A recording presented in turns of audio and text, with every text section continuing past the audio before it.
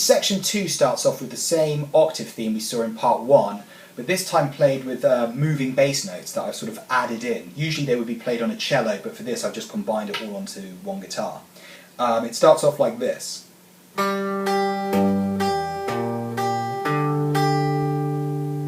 Then the second part.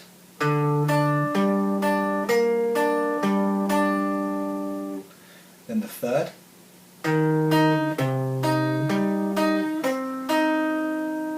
And the last one.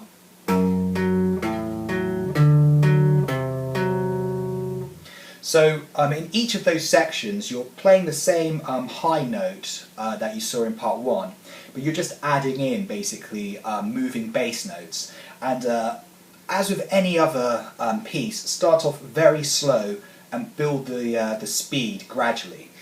As you get to sort of the correct tempo of the piece, you might find it's a bit tricky just to skip between the strings. So by starting off slow and building gradually, you'll sort of you'll develop a much more accurate way of playing it than if you try to play it at the correct speed right away.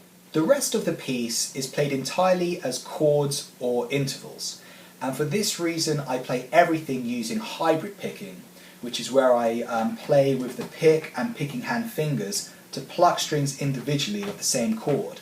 The reason I do that is because it's a lot more accurate than strumming, and it also, I think, mimics the sound of a violin a bit better than just regular, strumming as you would with a chord. And for certain intervals which are spread across strings with large gaps, there's really no other way to play those properly without using hybrid picking. Technically, there's nothing too tricky. It's not too fast, so you don't have to worry about anything like that. The only real challenge is just memorizing all of the different notes and chord voicings that we're going to be playing. So I would suggest maybe loading up the Guitar World article in a window next to this video, so you can kind of reference the tab at the same time as watching me run through this.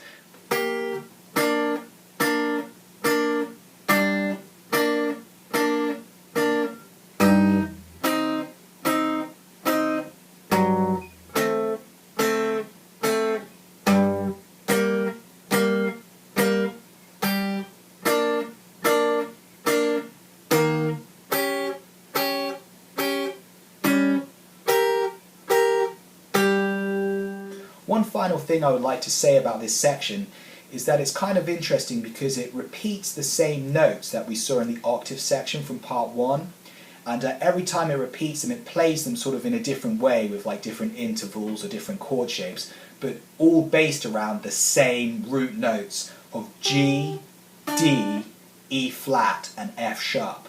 The most challenging part of this section comes at the end when you have to alternate between two chords fairly quickly.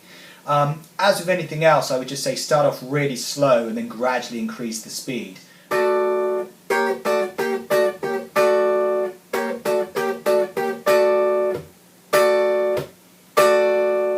And I'm playing these shapes with my pick, second and third finger with hybrid picking again.